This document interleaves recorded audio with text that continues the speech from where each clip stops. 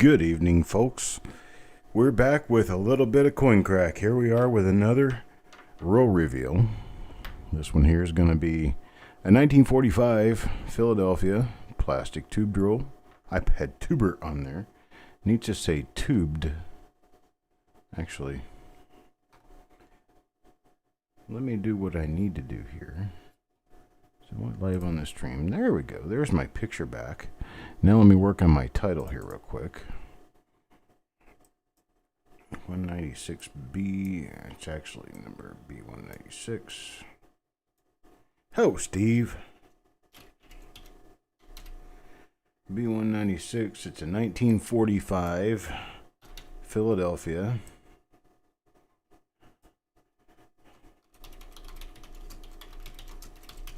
It's an original tube roll.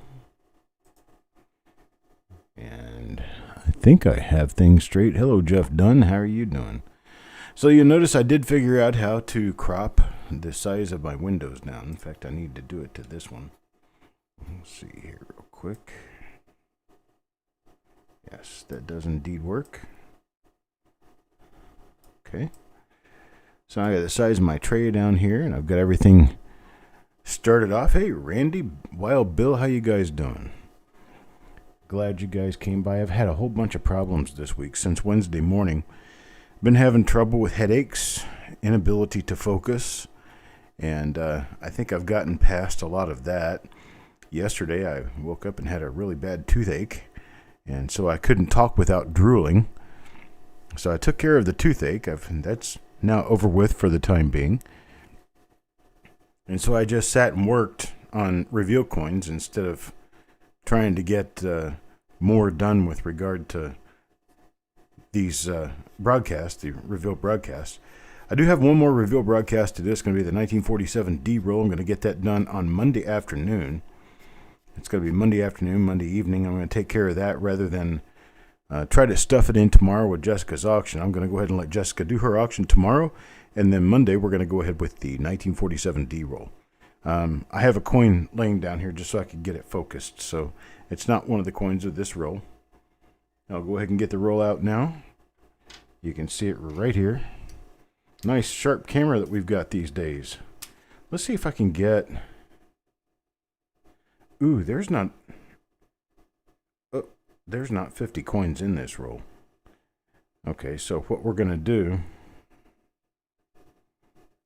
Can we get this to focus? Perhaps not. No, it's a cheap camera. It doesn't focus real well. Okay, there are not 50 coins in this roll. I didn't notice that until now. So we're going to have to come up with a way of being able to help the people who do not get a coin in this roll. Let me see. I'll figure out what I can do. Hang on just a second.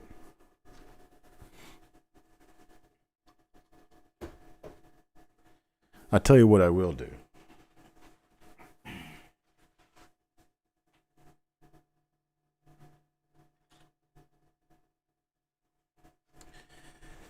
I have right here a 1938 D roll, and just because I came unprepared and don't have 50 coins in this 1945 roll, I'm going to pull this 1938 D roll out. When I run out of 1945 coins, the remainder of the people will get 1938 D coins. So, there we go. Hey, Kelly Ray. I am feeling a little better. I'm doing fine right now. I just hope that it kind of stays this way. So there's my roll for what it is. I know there's not 50 coins there, but I'm going to fill it up with these 1938 D coins. So let me go ahead and get these coins out of the way so I can go ahead and start flipping flips. And so this first coin number 1 here, is going to belong to Sissy Atwell. So let's go in here, go under the scope, take a look at it, and see what we can find. Let me zoom this side over here in a little bit. See this stuff a little bit better. There we go. Look around, don't have any doubling in the date. With 1945, we're looking for doubling in the date. We're looking for doubled eyelids. We're looking for anything going on up here in the upper periphery of the design, because there could be any number of different things going on. And let me get on down around here. Got nothing on the obverse of this one. There is a couple of double dies. There was at least one different double die that I know of that shows on the top of the RTY of Liberty. That's another one that we need to be watching for. I always watch these for doubled ears as well. You can see this one has really strong die scratch inside the ear. A little bit of concentric die scratching, meaning it's die scratches that actually follow a line that's parallel to the center of the design. That's what concentric means, around the center. We got a number of concentric die scratches in the lower hair and on the neck. So we'll keep taking a look at the other coins, watching for this die to pop up again to make sure that this is indeed going to be an original roll. We should see plenty of these. Although there's nothing on the obverse, let's take a look and flip it over on the reverse and see what we can find. These are nice BU coins. They're nice red BU coins. That's a good thing. I've not seen inside this roll before, so everything's coming to me as a surprise as much as it is to you. Okay. Looking in the center of the design, the central area of the design, especially the E of cent, for any doubling, because that is known to happen during this era. And looking in e pluribus unum for extra thickness toward the rim. And I don't see anything there either. So this one's going to go in holder number 1.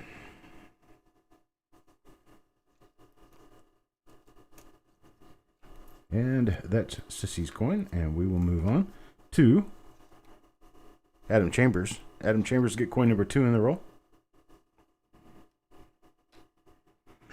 These are nice gem coins. I like them a lot. Very high, come on. Very high sheen coins. That's why it's taking so long for the camera to adjust. Because these coins are very nice looking. Let me back out. Let me back out on this. And focus backed out. We see here just behind the bottom of the head. Let's see if I can do this. Right in that area right there. You see there's a C starting to come out of it right here. That's part of a die clash. You can see it almost like it's a backwards upside down C is what you should be viewing there. Okay, so we're going to move around a little bit and see if we can see anything doubled on here. At this distance, it's a little more difficult to see doubling, so I'm going to go ahead and bring it back in a little bit. And focus in. It's a real heavy die dot behind the crick of the neck right there. Let me see if I can get something. Let's see. What would I get that would be really sharp? I'll try that next time. I'm going to try to sharpen something down, a wooden stick or a rose thorn or something, and see if I can get a little pointer made. And that flash happens every time I get outside the adjustment zone for the light sensor, and it flashes out to white for just a second. So be patient with me. This is just how this camera works. Okay, nothing there. It's going to turn white on us. And look at the other side. I tried to say other and it came out as other. I guess I'm catching a little bit of Jessica's disease. Instead of saying other, I'm saying other, like she says obverse instead of obverse. There's another part of that clash right there. You can see the curved part of the C at the bottom meets up with the bottom of the hair on the clash, and you can see that in the clash. Let's see if this works as a pointer. Let me try this X-Acto knife tip and see if that works. Right, yeah, I'm a little bit above the coin. It's a little fuzzy, but you can see where I'm talking about right here. I need to get something that's plastic so I could actually risk touching the coin and not bothering it. I know if I touch it with that X-Acto knife, it's going to be horrible. Make a huge scratch on the coin. Worse than a staple.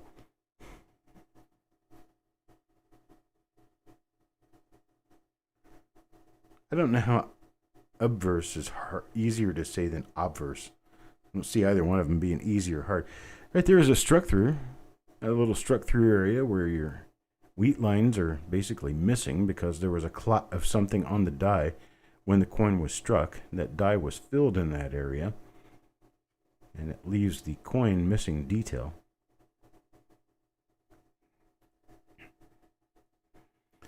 All right.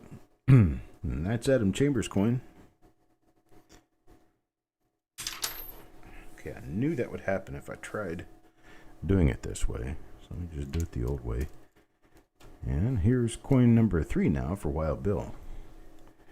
Wild Bill gets the next one. This is a 1945 roll picked up from a trusted source, and 1945 double dies are not highly common. They're not real easy to find. Oh, CVS. Wow, we've got a real problem with our camera adjusting on the lighting.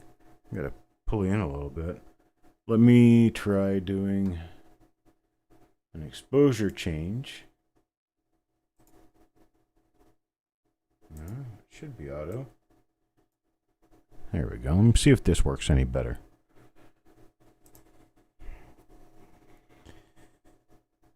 And keep moving around. A little bit out of focus. Let me bring it back into focus real quick. There we go. Got good focus now. Yeah, you're late, Fox Run, but we've only been through 3 coins and we haven't. This is the 3rd coin and we haven't found anything yet. So, although you're a few minutes late, you're not late to the party, because if there's going to be a party, it's going to happen after now. There's a really big die chip right there on the vest, on the coat actually. Vest is in the front. This is the coat. So that's going to be a huge marker to use for later in indicating whether or not we've seen this before, but that big giant die scratch under the 1-9 of the date is really going to help us out a lot. There goes my camera flashing again. At least it's my camera flashing. Okay. Yeah, nothing else on the obverse on this one. Let's take a look at the reverse and see if there's anything on the reverse that we should be talking about.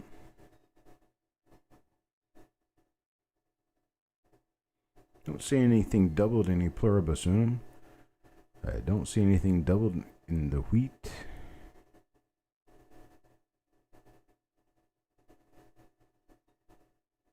And toward the center of the design, I see nothing. So this is going to turn out to be a normal coin. And this one will go to Wild Bill.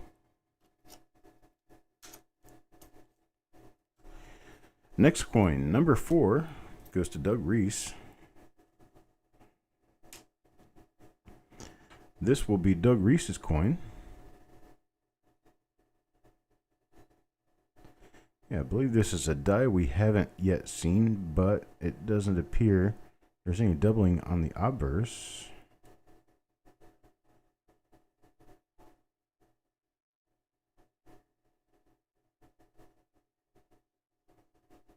Let me try something else with this.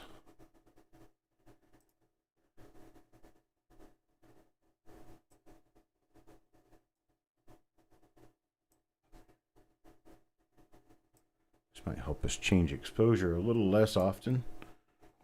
Perhaps this will work to keep us from flickering so much. Stay away from that flickering. I think I've solved it somewhat, relatively well. We're not changing as much as we had been. Got a couple of spots on the obverse of this coin, but nothing else detracting. This is actually a pretty cool coin. A lot of nice color to it. And we'll look around the reverse here real quick and see if we can see anything doubled or otherwise on the reverse. Nice little die crack off the E of 1. There's one next to the E pointed down toward the T, and there could be... Yeah, there isn't a break on the T. It's very interesting. Nothing of any high value, but it is interesting nonetheless. Hello, Hoop. We're not doing giveaways, Ernest Jesse. This is a deal where you can purchase a coin in an unopened roll prior to it being opened, and when we open it, we reveal what it is. It's not a giveaway. These coins were purchased at a price during my auction on Tuesday evening, right here on this channel. And we're finally getting to a point where we're looking through the roll. We've got a 1947 D roll coming up. Not tonight, it'll be Monday evening. But we're looking at these for high-grade coins, for die varieties, for any errors or anything else that is interesting and worth mention. Hello, Doug.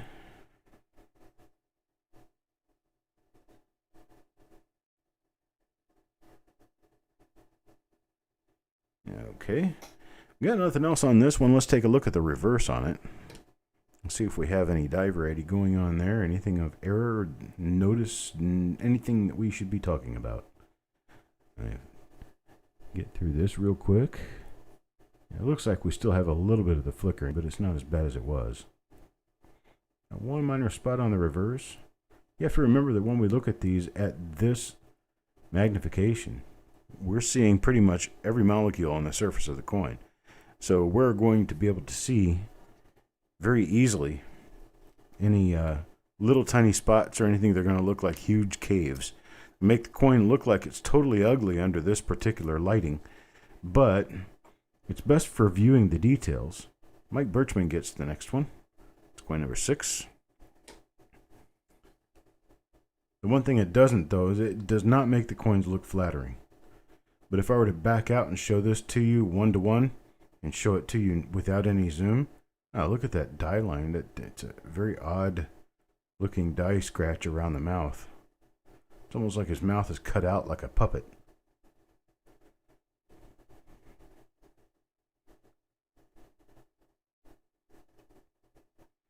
We have no double die here. There is a nice looking clash above the Y. That's the C of scent clashed onto the obverse. And once again, we have a whole bunch of concentric die scratches with a big one in the ear. So I believe we're looking at the same die as the first coin in the roll, which is a good thing to us because that makes us a little more certain this is an original roll. I'm looking with a lot of interest at the N in scent, and I believe that is all from die clash. You can see how it's thinner. Let me zoom this in a little bit because we need to talk about this a little bit.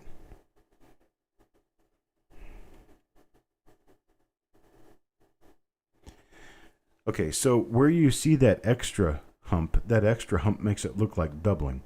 But the thing is, if you look a little bit further down below that hit on the N, you can see how the wall of the N, how it rises, is a lot thicker than where it rises up above that. That kind of tells us that this was done to the die, and it's something that was done to the die during production. So this particular coin, what we're looking at here, appears that it could be doubling on the top of the N. We can ascertain that it's not doubling simply by looking at it and understanding that the letter should have the same rise or the same relief throughout if it's a double die or not. And it doesn't. That means that there's been metal removed from the field right around the edge of the N here to make the N look a little more, say, doubled.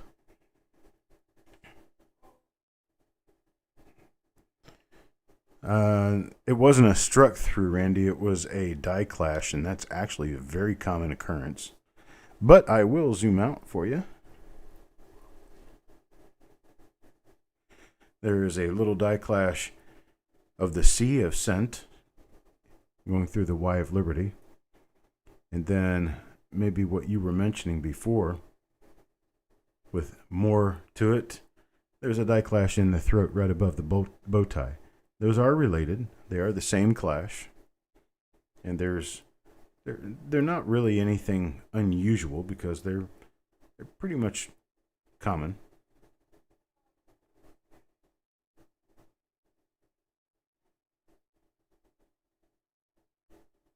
Yeah, what you see above Liberty there is the bottom of the C of scent. And if you look just below the Y of Liberty, you can see this, how the C curls on around. So you can basically almost see the entire C here.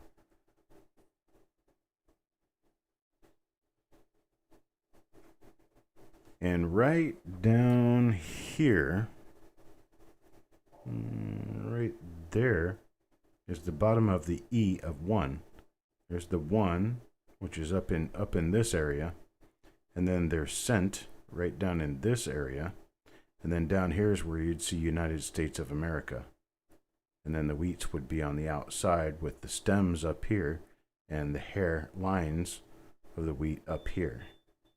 But generally all you're going to see is the T of cent and the C of cent.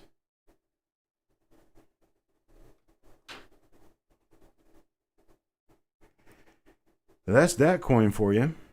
Unfortunately, just a regular coin. We haven't found anything with die variety value on it yet, and this is Mike Birchman. Let me move on to coin number 7 now. Coin number 7 will belong to Doug Reese. Doug Reese gets this one. And here's the coin. Ooh, this one has a few specks and spots and stuff on it. You zoom into the proper magnification for hunting down die varieties and see if we have anything on this one. There's always that chance.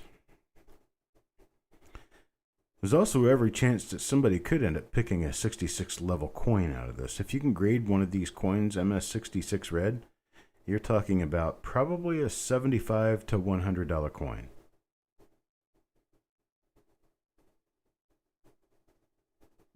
So far I haven't seen one come out of that level yet, but that doesn't mean we're not going to.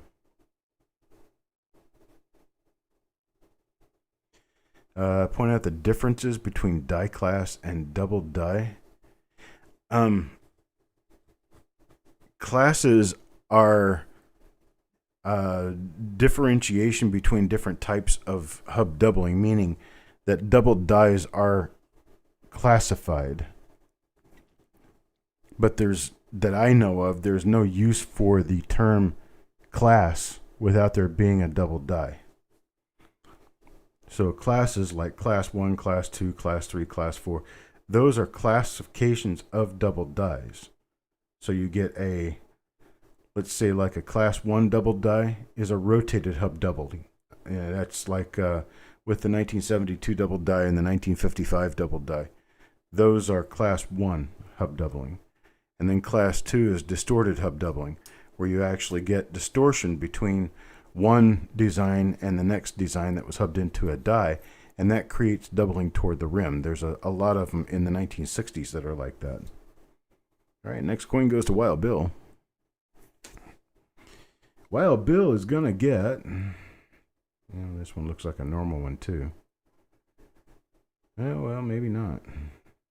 Looks like we might have a double eyelid going on here. Maybe. Let me zoom in on this and see what it looks like up close. That's not in, Chuck. That's out.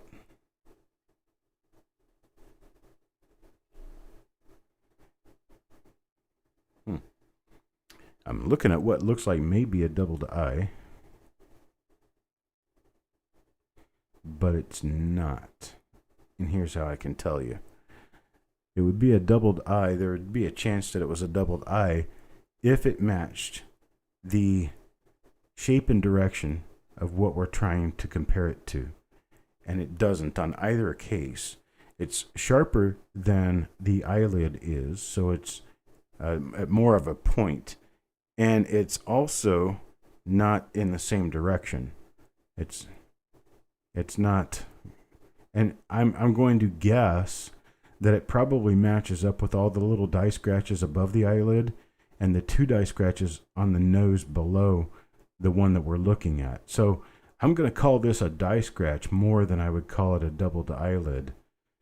Also to the effect of outside the bridge of the nose, you can also see other scratches that appear to parallel this perspective eyelid that turns out not to be an eyelid at all, but it definitely did look like one at first.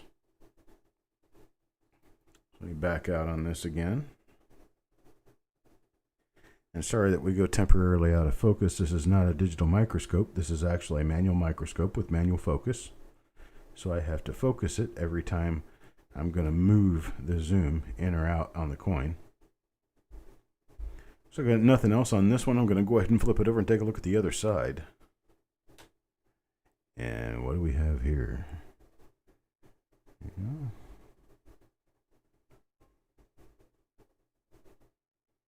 Looks like another nice, brilliant, uncirculated, yet normal 1945 Lincoln cent. Stick this in its holder and move on to the next, which goes to Doug Reese again. Doug Reese will get the next coin in the roll, which is this one right here. And let's see what it is. We look for extra fat digits in the date. That's one of the things that we're looking for. We're looking for extra fatness to any of the other lettering on the obverse of the coin that would be fat toward the rim. We don't see that in this case here. There's a number of others that we could be looking for, like doubled eyelids. There's, ooh, this is nice. A big old, I don't even know what that is. It looks like a big piece of die damage. That's interesting. Very interesting, actually. Well, this is that same die that had the die crack next to the E. Should also have one on the top of the E up there. Yeah. So next time we run into this, we need to look for this. This looks like it's either, oh, I know what this is. This is a lamination peel. This is a piece of the surface of the coin that has actually detached itself from the coin and it's peeling upward. You can see that in the rim, especially because the rim is a little odd looking and it has detachment, separation lines running on either end of it. This is just cracked off, chipped surface on the coin. Good evening, Hidden Numismatist.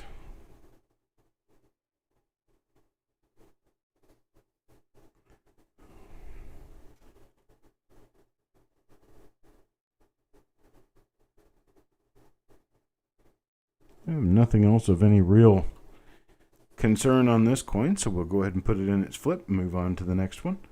It's going to be Doug Reese for you here. Coin number 9. Now coin number 10. Coin number 10 will go to Wanda. Wanda will get this little guy right here. And let's find out what it is. Don't see any doubling in the date.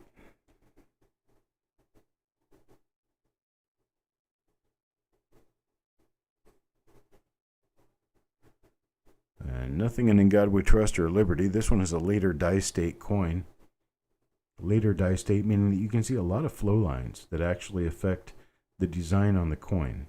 Like up here at the top of Unum, where it's actually near feathering all the way out into the rim. That's moving die molecule pieces. It's little bits of steel at the surface of the die actually moving outward, pancaking outward with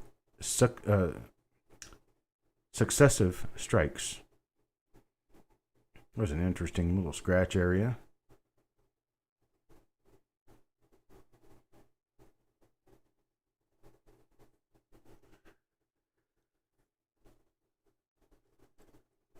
As the die continually strikes coins, it wears out. And as it wears out, you can see that wear on the resulting coins.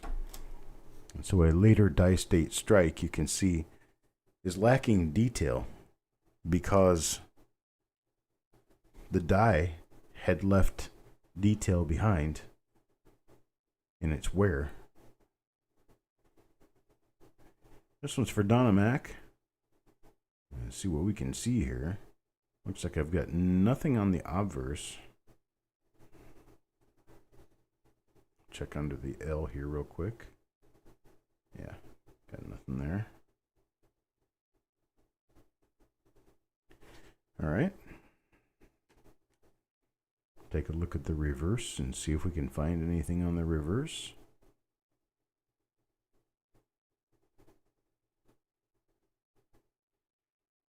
Nope. Nothing there, but it is a nice clean looking coin. And this one's for Dunamac. And now for coin number 12. Coin number 12 goes to Jeff Dunn. Whoever is going to be on the last few positions of this roll, which I have no idea who it is, they're going to turn out to be pretty lucky cats because they're going to get 1938 D coins because there are not 50 coins in this 1945 roll. They're going to get 1938 D coins for the same $6 that they purchased these 1945s for.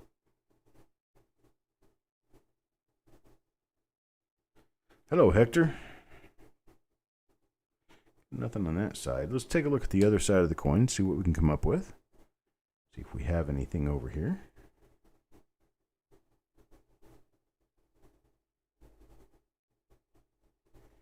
I'll register this one as normal as well. Has nothing on it.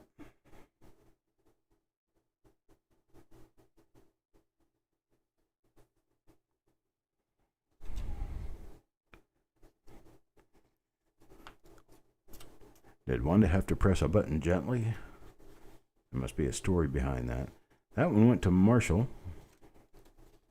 No, wait a minute. No, it didn't. That was Jeff Dunn. Marshall gets the next coin. What am I doing? I'm grabbing the wrong holder. That's what I'm doing. And grab the proper holder there. Now put that in Jeff Dunn. Marshall gets the next coin. Marshall's going to get coin number 13. And coin number 13 coming right up. The next one right off the end of the roll. And here we go with that. And we got nothing doubled around the date.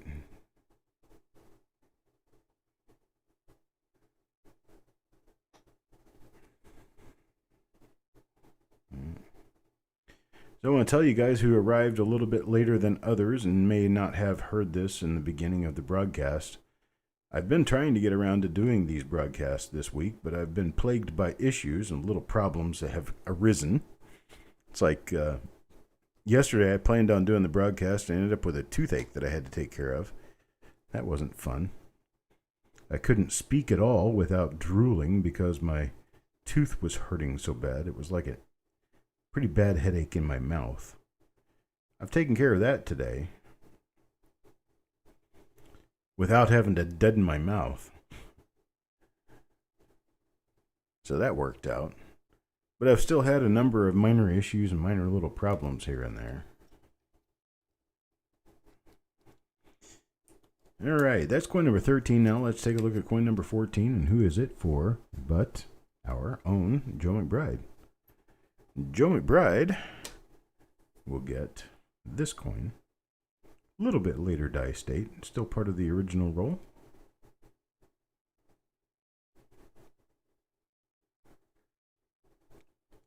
Now, because this roll was tubed, we could run into end roll coins in the middle of the roll because it was tubed. I don't know how many years ago it was tubed, but it is purportedly an original roll.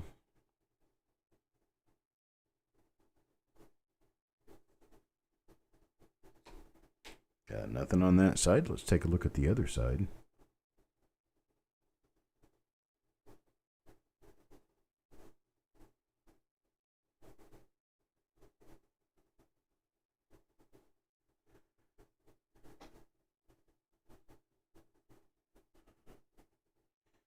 All right, nothing going on there. That's coin number 14 for Joe McBride. Now moving on to coin number 15. Coin number 15 goes to Adam Chambers.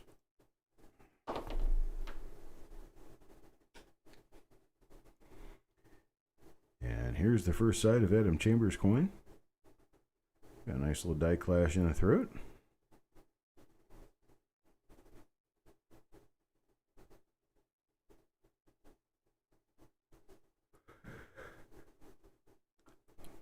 But unfortunately, nothing else on that side. Let me flip it over and take a look at the other side and see what we get.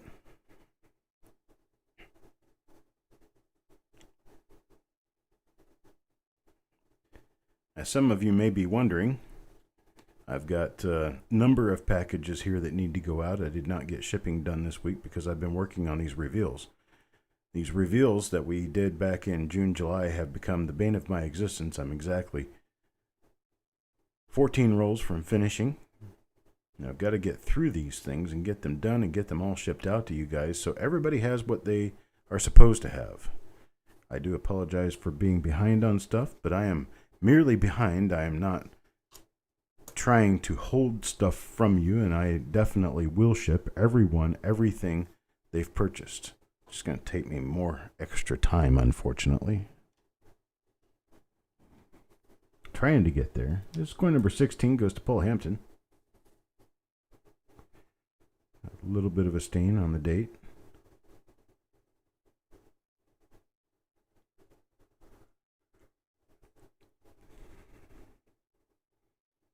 Nothing here on the obverse.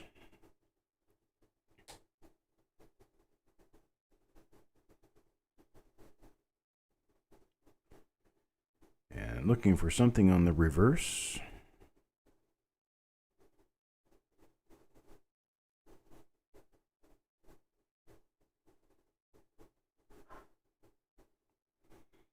So I got nothing there. And pull this one out and put it in the holder for Paul Hampton. Right down at the very end of this roll, we're going to end up running into a couple of names, I'm sure, at least 2 or 3 names, I don't know how many right now, that are not going to have coins to match up to their holders. We're going to give them a 1938D Jim, or nice BU Lincoln Cent straight out of a new roll. Don't know who that's going to be yet, but we're actually getting a little bit closer and closer to it. I'll find out who it's going to be.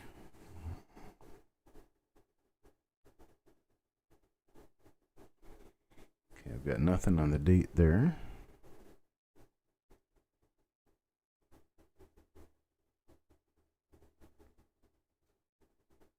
(1938) is your dad's birth year. Awesome. Very nice. We may actually run into a couple of 1938 D Lincoln Cents here at the very end of the roll. Just giving you a heads up.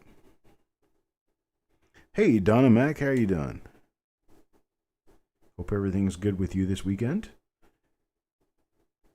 And that you didn't get, well, soaked out yesterday. Man, whole state was under a lot of rain yesterday. Some people actually had real thunderstorms. We didn't have anything of any real merit here. I mean, it rained a lot, but we didn't get a whole lot of lightning or thunder or any of that stuff.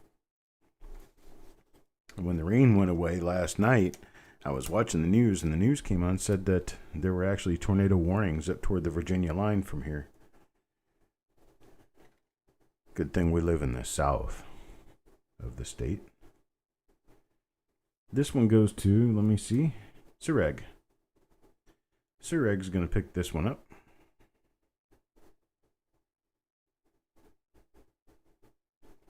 My tooth has a little bit of an ache in it today, but it's not anywhere near as bad as it was yesterday. It was pathetic. I couldn't very well speak because I had my mouth dumbed and numbed to a point where I couldn't feel my tongue. And if I didn't do that, it was so painful I couldn't even talk without drooling. It's horrible.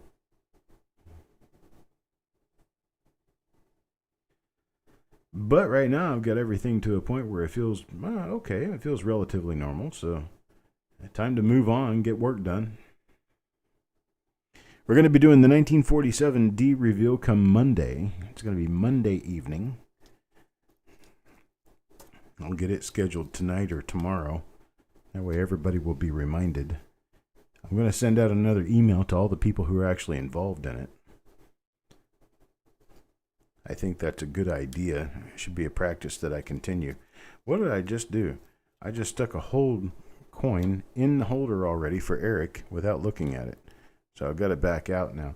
It looks very nice from all appearances. We've seen this die before. You know, the coin isn't as nice as I thought it may be, but it really does have flashy luster. It's a really bright looking coin. But we've seen this die before. We know that this is not a double die, so we're just kind of looking at it for the purpose of looking at it to see if there's any little error, anything on this that needs to be discussed. Die scratches right up at the top. A number of other little die scratches and whatnot.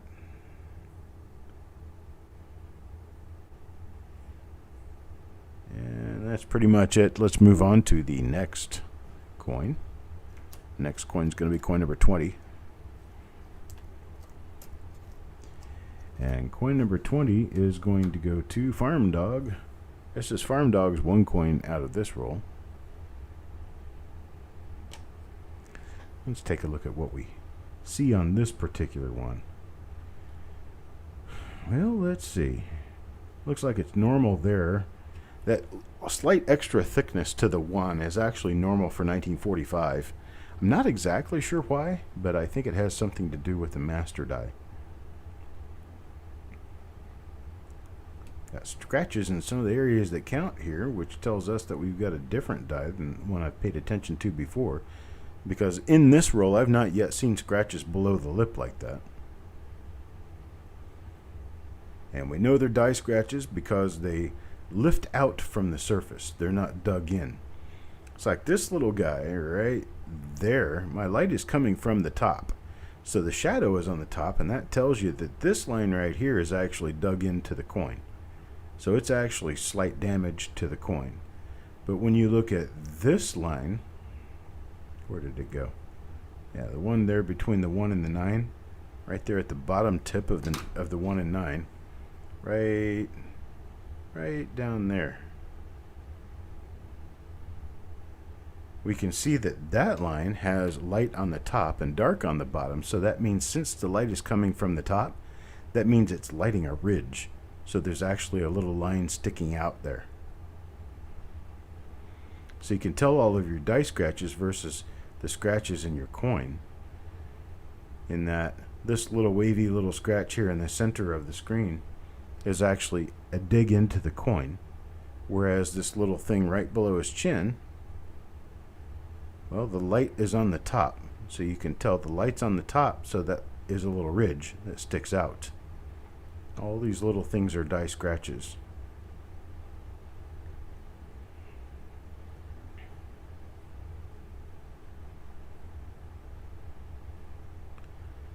Oops. Sorry about that. Got a little bit of light flash going on there. Too close to the edge of the coin. There's another die scratch down there. That's on the die because it's standing out on the coin.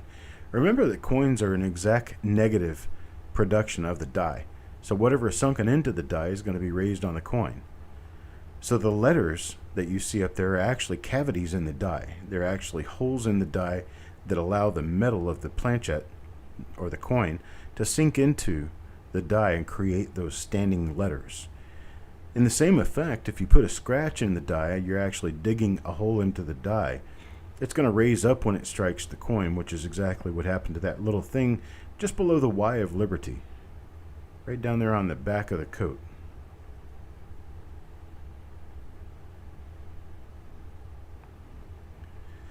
So there's that for the obverse. Let's take a look at the reverse on this one and see if anything happened there. Anything of any consequence, anyway.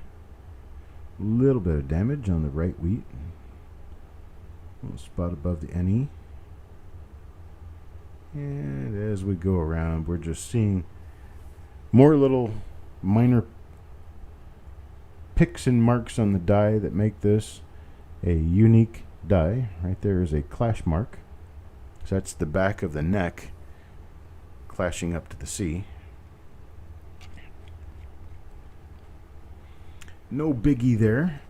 So this right here goes to Farm Dog. I'm going to move on to coin number 21 now. Coin number 21 will be for Jim Fletcher. Jim Fletcher. This right here. A few die scratches next to the one of the date. Looks like we have nothing in and around the eye to talk about. Turn back around here. And we've got nothing else on the obverse. So let's flip it over and take a look at the reverse real quick. And under the reverse, we are going to have, it looks pretty normal. Looks pretty normal. We most often, will see doubling up here and E pluribus unum. It'll be separation toward the rim, generally on wheat cents. One of our second best places to look is right in the center of the design. Sometimes they'll have class 4 hub doubling, which is offset hub doubling, meaning that between one hubbing and the next, the hub was actually moved north, south, east, or west. And that generally shows in the center of the design because all of the dies start out with a conical shape, meaning that they have a little cone on the top of them. And that cone is going to pick up the design before the outer area of the design gets picked up by the outer area of the die. Here, this one's for Wanda. This is coin number 22. Coin number 22 for Wanda Williams. We can get it in shape here. There we go. A couple of little spots, but we have a very nice die clash mark. You can very well see the T of scent right there, upside down. So what you see on the bottom is actually the top of the letter.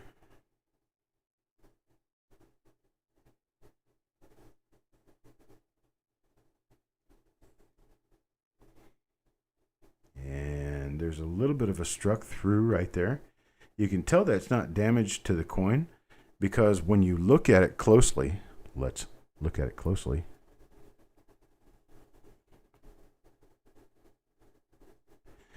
There's no metal standing up around this hole. This is kind of a pit in the coin.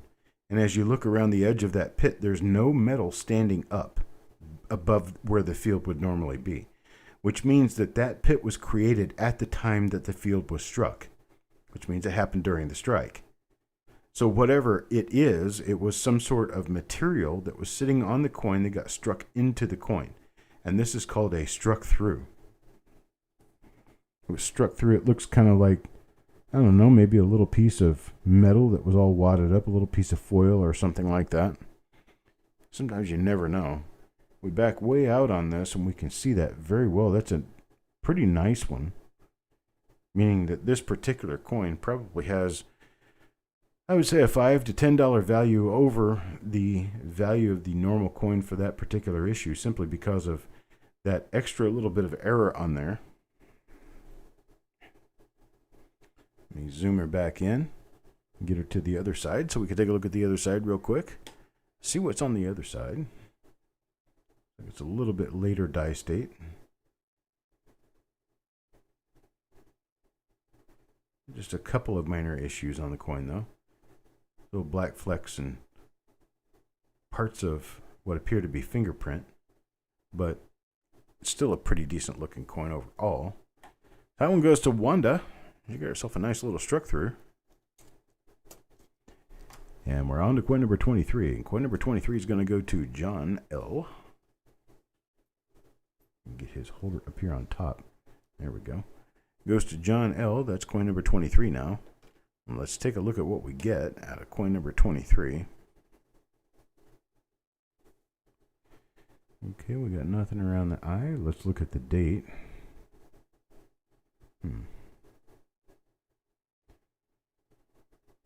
This one is a very, very minor Class 6 double die obverse. I'm not going to list this, but I'm just going to point it out to you. See how the 9 has a little bit of extra thickness? That little bit of extra thickness is probably not enough extra thickness to really count it as a double die. That's a listable double die, because once you get into later die states, that double die is going to completely, basically obliterate off the coin. You can also see that the edge of the eye was pulled over to the left just a little bit, kind of like it was a piece of taffy and you're just pulling on the end of it. That's another telltale sign that you have a Class 6 double die, but sometimes Class 6 double dies can be such minutia, they're really difficult to list and ever find again. So I only like to list them when they're relatively obvious. But still a very nice 1945D. Let's take a look at the reverse real quick. We may run into something decent on the reverse. You never know. There's a nice little die crack out to the rim. Let's see how far down it goes. Yep. Rim to rim die crack. It doesn't have full displacement of the design that I can see.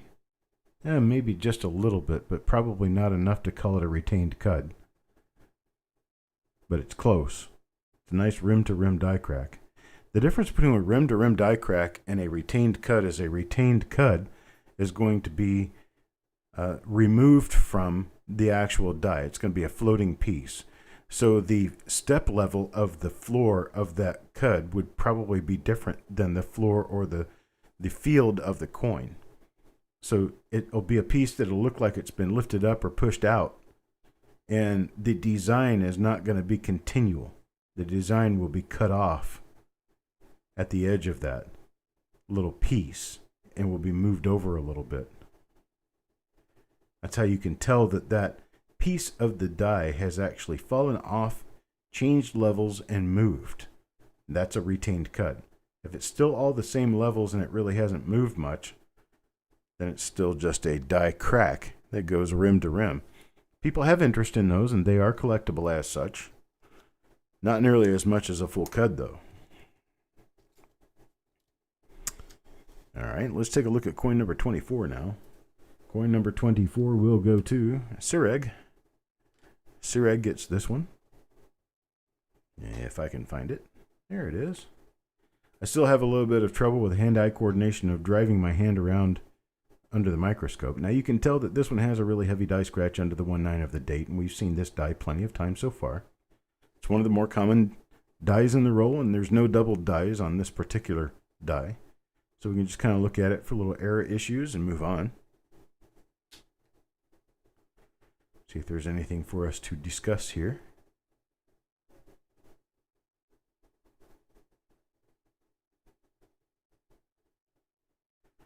No, sir, I see nothing.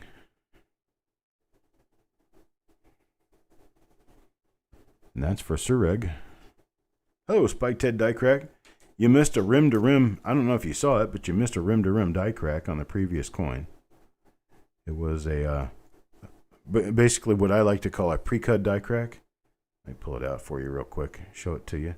Doesn't hurt anything. See, there it is. The bottom side of things. Actually, the top side of things. And you move it down, and you can see that it goes all the way back out to the rim. It doesn't have full displacement, so it's just a die crack at this point. It may or may not have ever developed into a full cud.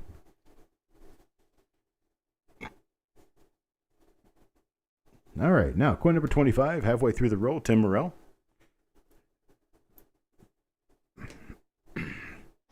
And Tim Morrell comes up next with a 1945, as would be expected. To refocus just a little bit here. And it appears as though we have nothing going on the obverse of this coin.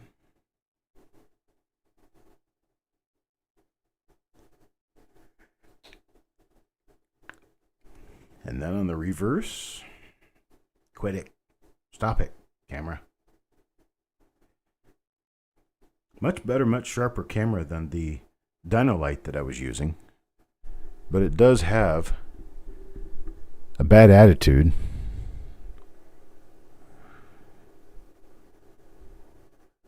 So we have to put up with the attitude to get the quality. Okay, that's for Tim Morrell. We don't have anything else on this particular coin. I'll stick that in the holder for him. Move on to number 26. And number 26 is going to be Wild Bill. Wild Bill again gets this coin. What did I see there? Okay, nothing. Let's see. The reason I'm going a little slow is because I'm on a microscope that I'm not used to under camera, so I'm working on that. But I'm also going a little bit slow because we are dealing with 1945 Lincoln cents. They are in pretty nice condition. I mean, these coins are quite nice. You can see this one is actually toned. It's got an orange, like a pumpkin toning on it. And, well, I just kind of like to go a little slower with the older coins because I don't want to miss anything. I don't want to miss anything major, and I don't, or even minor, and I don't want anyone else to have to miss anything either. So I go at a nice snail's pace, make sure that we get everything looked at. There's a scratch between the NI and the OF. That's a scratch on the coin. Unfortunately, no doubling on this one either. This one goes to Wild Bill.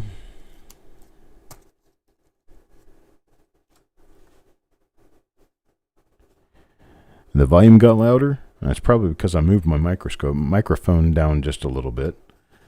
Is it bad or is it still good? I mean, does it still work for you? New Marshall gets the next coin. Next coin in the roll. I'm also turning my head just a little bit from side to side. It's something I can't avoid because I'm looking at a microscope way over here on my right side, and then I'm looking back over to the chat way over on my left side. So I'm kind of got my head spinning on a swivel right now. Try to make sure I get this done with quality. Get this done with Copper Coins quality.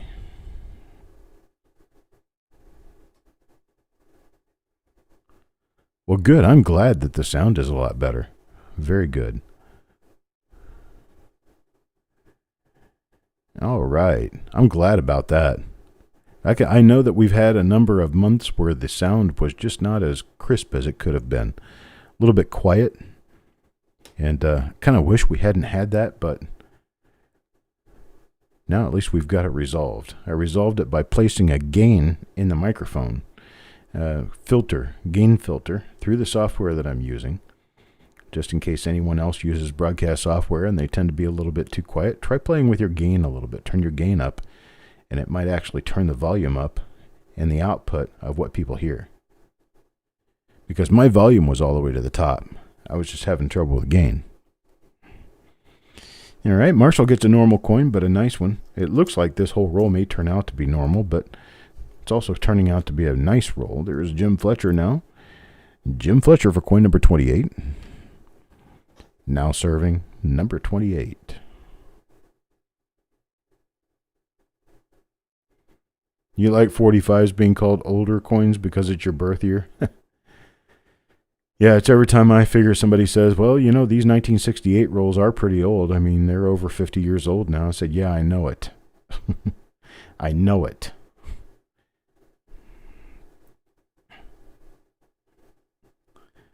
I could go there, but I'm not gonna.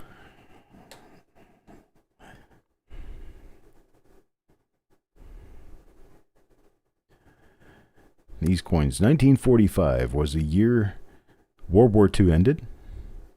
1945 was also the infamous year that our great president, Franklin Delano Roosevelt, passed away. Of course, 1945 was also the year that Adolf Hitler passed away. So, two ends of that spectrum.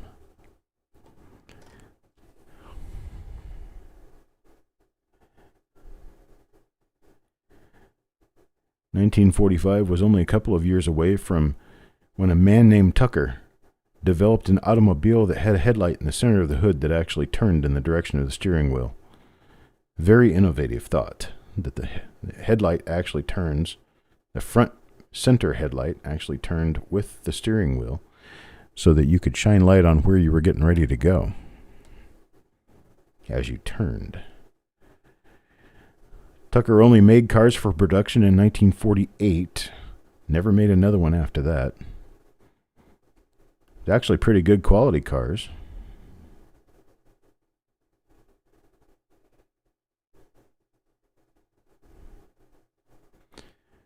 (1945) was also the year they began doing nuclear tests for a possible nuclear war upcoming.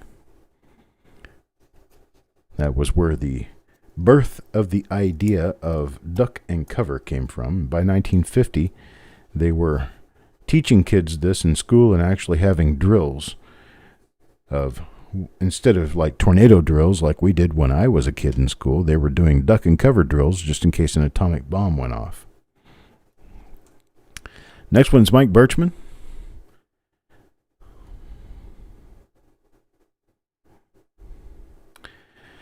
Yeah, Kelly, though, is your car a 1948 car? There's a lot of them now that have headlights that turn with the direction of the car. I mean, there's not a huge amount, but there are a number of them now that actually have headlights that turn the direction the car is turning. But in 1945, 1948, that was a definitely not common thing. Not common at all.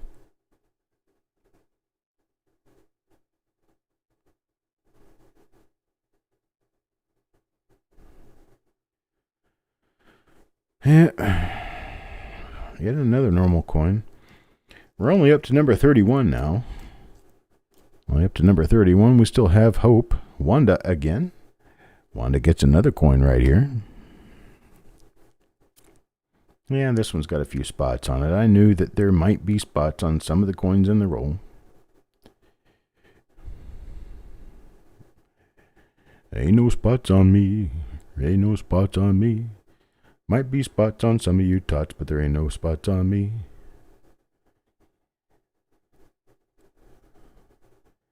I'm going to patent that song. Copyright it. And that's going to be my number one hit. No spots on me. I get this stupid scope working right again. Here we go. Get too fast, sometimes got to slow down. And that's what's going on with this microscope. A little die crack started off right there. It doesn't go all the way back to the rim, but it is a pretty nice die crack. And then there's a chip on the second and third grain up and the right wheat. I don't see any chipping issues going on here. But it is a later die state die, so you could expect that sort of thing to happen.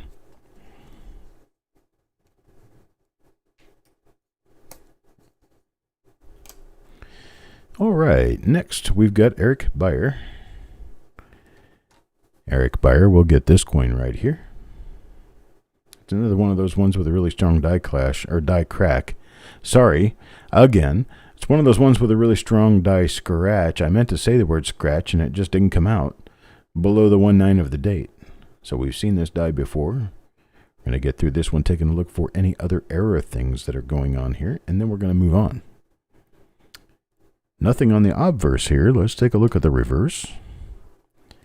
And on the reverse, I'd like to remind everyone again, and Jess can put this in the chat if she pleases, that there is a list of all of the coins that I'm presently working on that I've held for review out of your reveal coins. And that list is a little better than 175 or so coins long right now, and I have identified a large number of them. So we have a lot of progress being made in being able to identify the coins that we've pulled out for these reveals. And it's not going to be very long that we'll actually be able to start getting these sent out to you guys. We're talking about all the reveals that occurred in the last half of June and the first half of July before I was so rudely uprooted from my workstation to throw everything in boxes and move within a week. There's another one of those ones that has the little die scratch right in that convenient spot in the eye to make it look like a doubled eyelid, but it's not a doubled eyelid.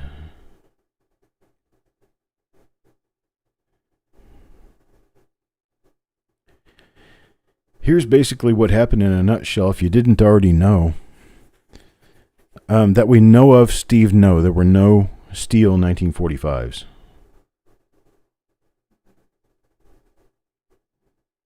That's a nice one right there. Yeah. I'm careful swiveling. My mouth is numb now, and I'm used to the point where I may be stuttering just a little bit and using some of the incorrect words, and that's partly my headache. But the tooth is doing okay for right now. At least I'm not slurping while I'm talking.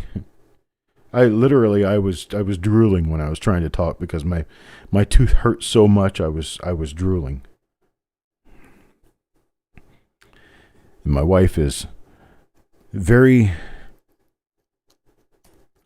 empathetic to tooth pain because she's had it before.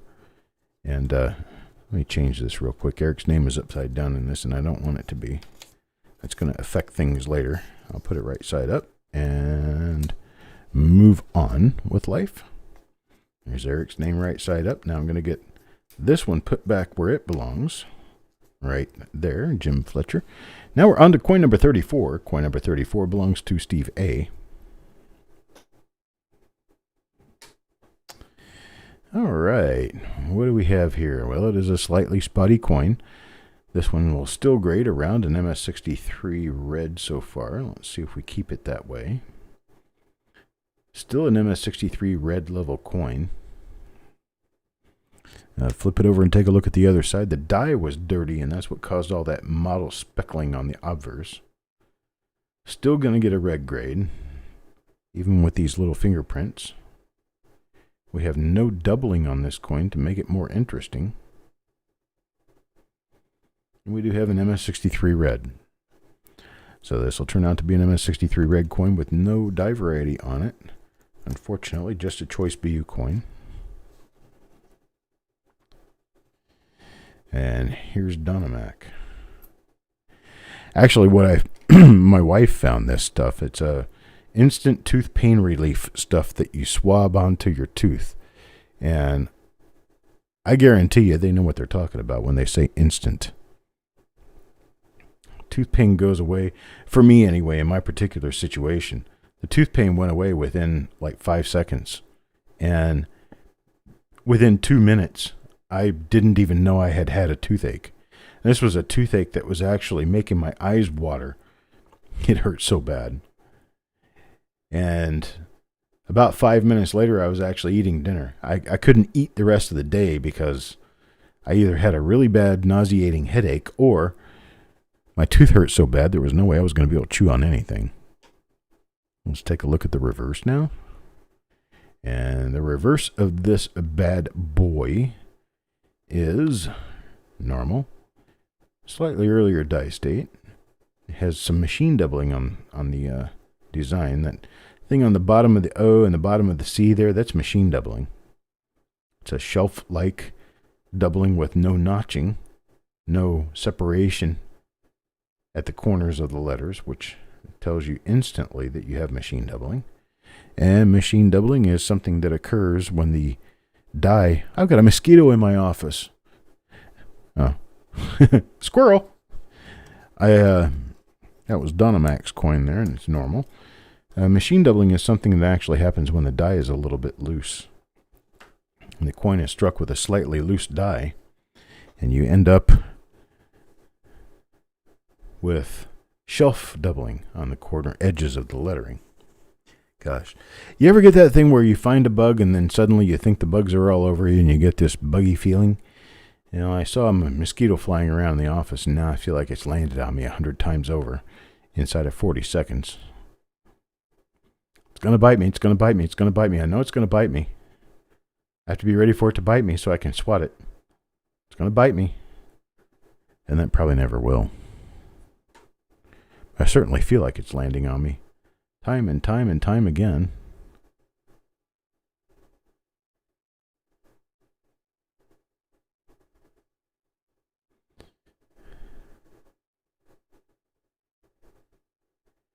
And nothing going on here, unfortunately.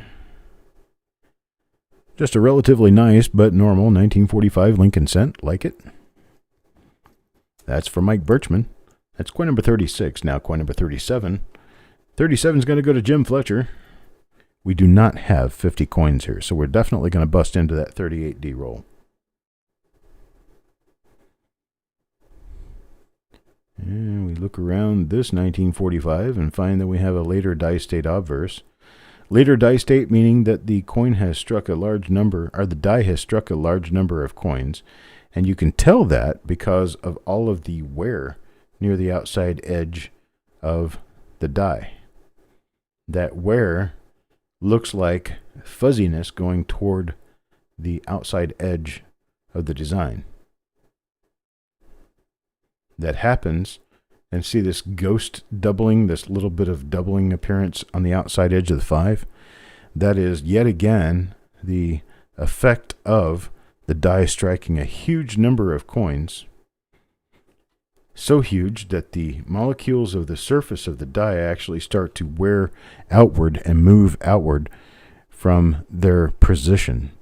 And that causes this extra little faint line around the outer edge of the last digit of the date.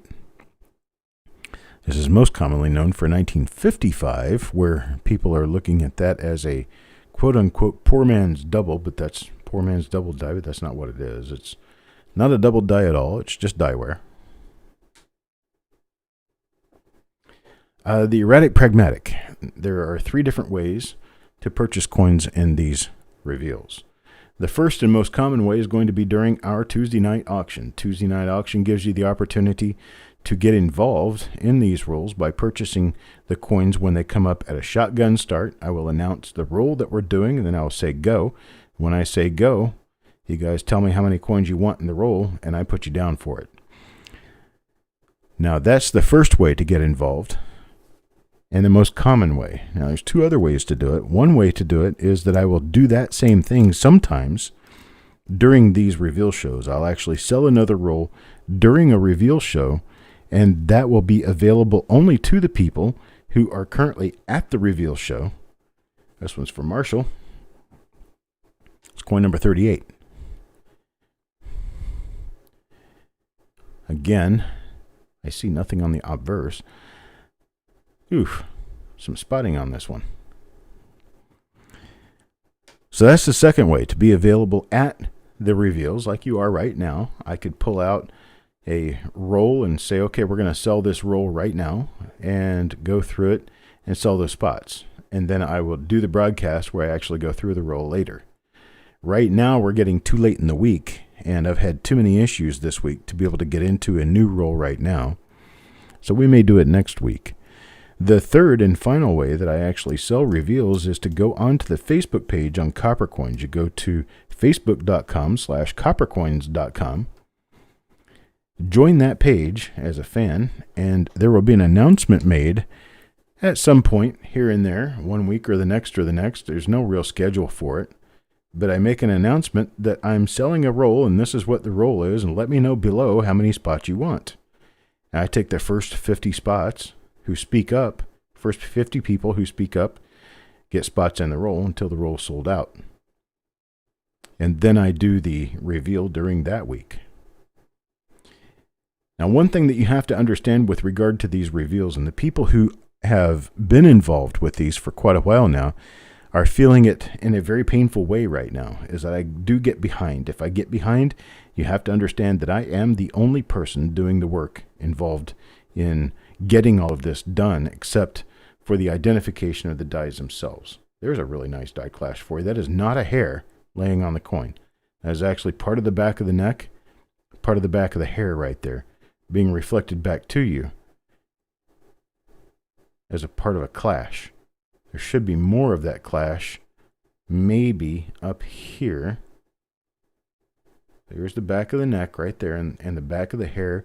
You come up here to the top of the head. Sometimes you can see parts of the top of the head.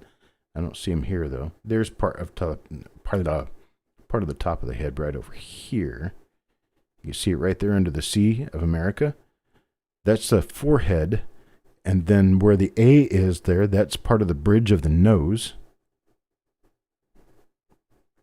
And then as you come down here, this is part of the bow tie right there on the N and the E. And the date would be out here if you could see it, but it's not strong enough of a clash to show in the date. But it's an interesting coin. It's got a nice little die clash on it. Oops. Get this thing in a holder. And this is for Adam Chambers.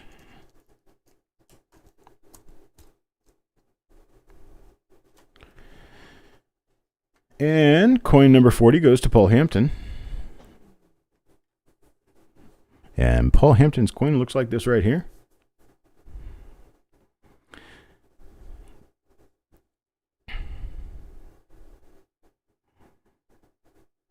So I encourage you guys to join the Facebook group or a Facebook page for Copper Coins, because there are announcements made once in a while. And I'm going to start doing flash sales on there for things that I have an overstock of. And I'm going to do a flash sale right there on the Copper Coins page, and you guys are going to be able to speak up to buy things right then and there, and I send you a PayPal invoice for it. So those are going to be things that won't make it to my auction show. They're items that I'll be selling right there in Facebook.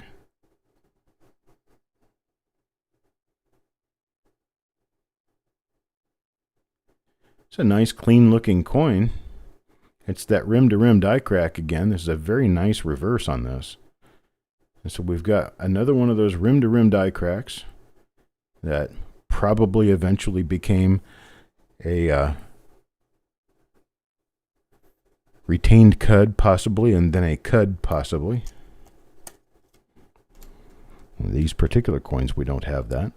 Here's coin number 41. Coin number 41 is going to go to Sissy Atwell. Sissy Atwell gets coin number 41, and coin number 41 looks just like this.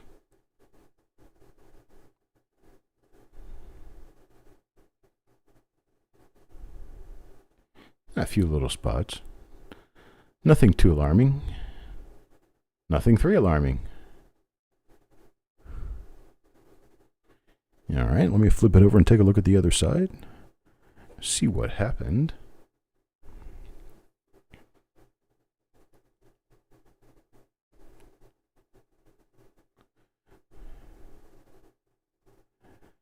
Nothing big there. And that's Sissy Atwell's coin number 41. Now 42. Coin number 42 goes to Wanda. And Wanda gets this little guy right here.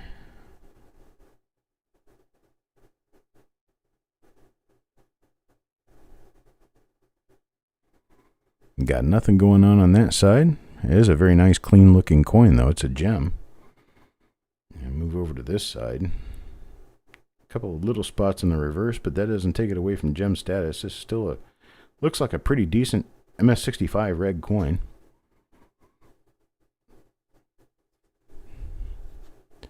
That's for Wanda. Congrats on that. That's a nice looking one. It's a full 65 reg, could be a 66. Very nice looking coin. Now, number 43 goes to Tim Morrell. And we've only got one more coin before we have to move over to the 1938 Ds. And I start going through the process of losing money because I wasn't paying attention and opened an incomplete roll.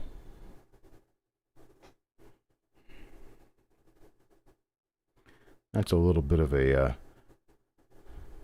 it's a little piece of metal that got struck into the coin. A little bit different right there at the rim, underneath the fold from the shoulder to the coat.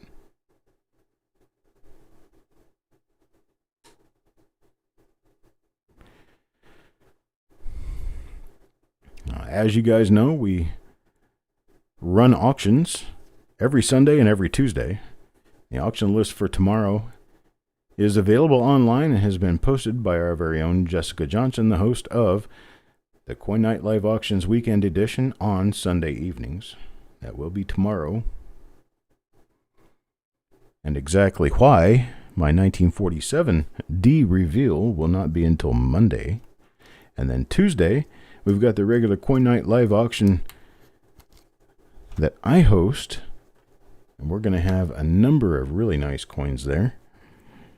Nice coins, nice rolls. I'm going to have, there's going to be some wheat rolls. There's going to be some really nice toned coins.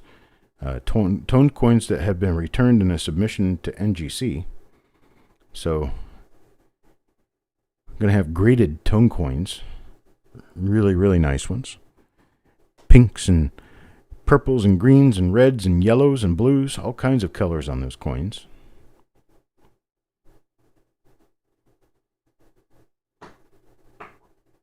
All right, let's see.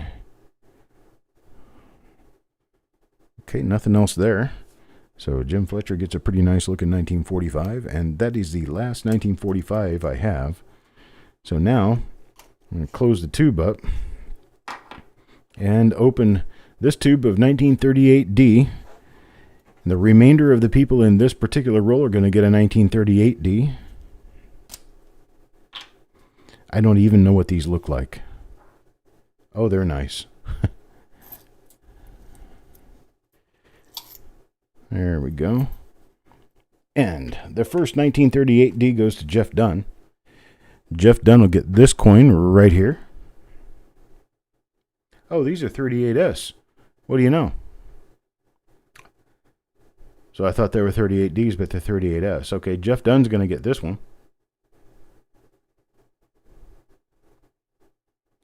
Nice looking 38S, although it is not an RPM.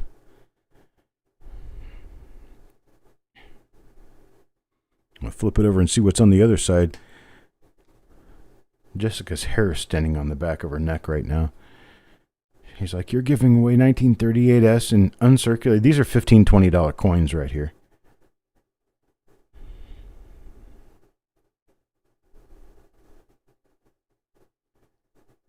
Okay, we got no doubling on this one. But we do have a 1938S in lieu of a 1945 plain. Much more valuable coin. All right, next one goes to Eric Beyer. Eric Beyer will get this coin right here. Maybe it's a 38D. Nope, it's also a 38S. And it's a little spotty.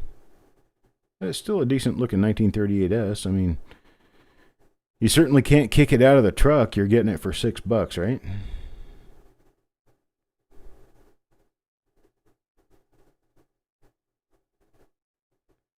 Now, 38S doesn't pop up very often. You're certainly not going to get a reveal of a 38S roll very often. So this is kind of a treat. The tube was marked 38D. So, sorry, I thought they were 38Ds. But I think this is a good choice nonetheless. You get 38S's. Again, my problem for mismarking a tube. Okay, that was a pretty decent looking coin. That one's going to go to Eric Beyer. No doubling, though. Just a decent looking coin. Now, who's next? Well, Kelly Ray. You still around, Kelly Ray? You're going to get a 1938S. It does appear. It's going to be in a really nice condition. Oh, my. There you go. It's a 1938S, and this thing looks like it's going to turn out to be in choice to gem condition. MS64 red, probably. Yeah, looks like a 64 red. 64 red coin's going to sell for about $25 to $30. So, $6 in, and here it is. Still a 64 red by the reverse side. Let me show you. I mean, you see all these little tiny black spots, and you see the little marks and stuff like that on here, and you think, that's not really all that good looking of a coin. Well, you have to realize that what you're looking at here is a coin that has a lot of luster, and when you back out to the level that you're actually looking at coins in your hand, this thing's a beautiful coin.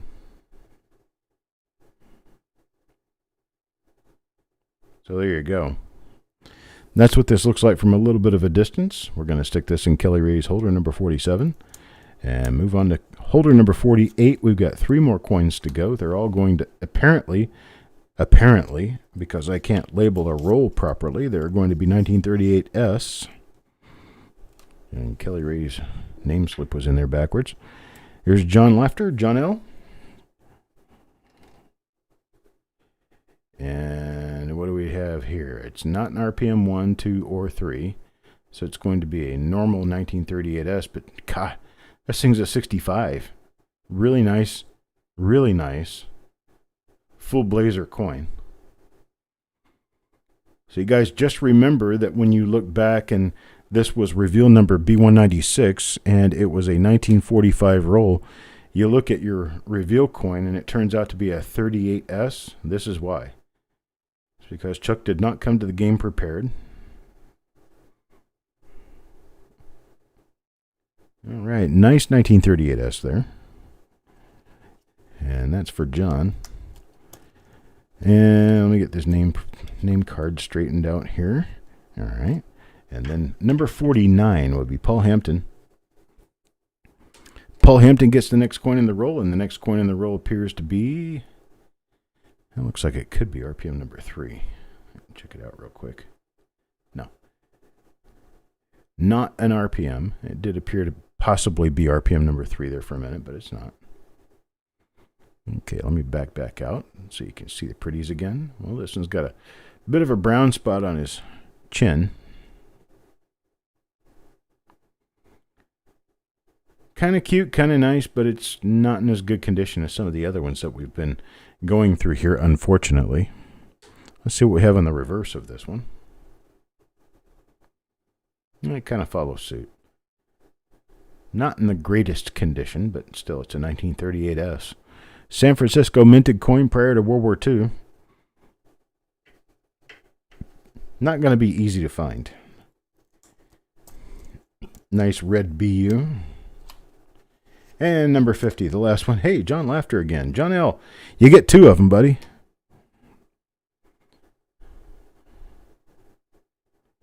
And this is John's last coin. This is the last coin in the roll as well. It's a nice looking 1938S in earlier die state. This is actually a really pretty one. A couple of little streaks here and there, but real nice anyway. Let's see what we have on the other side. And we've got nothing going on the other side, unfortunately. Tis what it is. I've been listening to you guys, and I'm out actually hunting down 1962 proof rolls now to see if I can get a 62 proof roll to do a reveal on. Okay, there's John Laughter. John L. Sorry. John L's coin. And that does it for this reveal. I had to break into this. Well, it's supposed to be a 38D roll. Now I know to look through the whole roll again and figure out what this really is. I guess it's a 38S. And we're done with this particular one. We didn't have any die varieties in this, but we do have a bunch of pretty nice coins. So I hope you guys enjoyed it. I hope you guys liked the coins and enjoyed the reveal.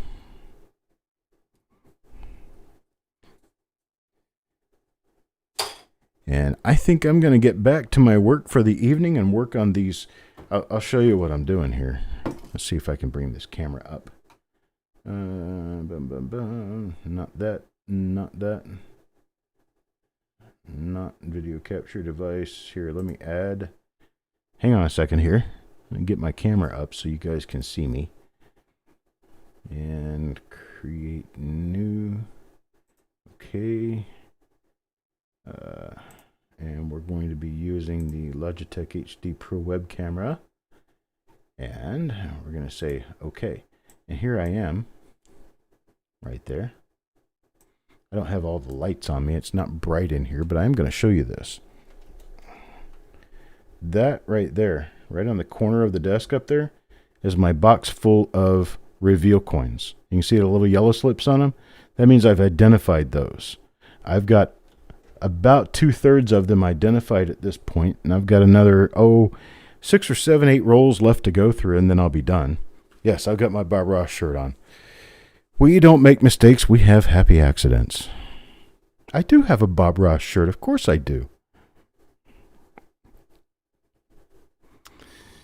All right, folks, I tell you what, I'm going to go ahead and take off. Got any 51S? I'm not sure if I do. I may have 51S. I do know that I have 52S. I'm going to have a 52S roll here in a couple of weeks. Yes, Tim, you do have a 1963 plate coin. There's a lot of people out there with plate coins. So it's going to be a real nice little present once I actually do get up off my duff and get your packages sent out, which I'm going to be working on tomorrow because tomorrow's Sunday. And I'll be working on that Sunday and Monday, and then Monday evening we'll have a reveal. And Tuesday, well, we'll have another auction, and we're going to have a big auction because let me show you something here real quick. This is just for you boys and girls who happen to be here in the reveal right now. We just received a submission back from NGC, and this NGC submission is all toned Lincoln cents. A bunch of really nice toned ones. Let's see if we can get some color on this one for you. It's a 1939S right there. MS65 brown, they graded it. It's a beautiful toned coin. It has beautiful colors on the obverse and reverse. And we're going to be going through a few of these, selling them. Take a look at this guy. It just doesn't come out this way. It's beautiful gold and blue and all kinds of wonderful colors. And this one was another NGC coin that just came back. So we've got a lot of NGC coins here that we're going to be working through. So I appreciate it, folks. Love and peace to all. I'm going to go ahead and take off. And have a great weekend, what's left of it. Have a great night, and I'll talk to you later.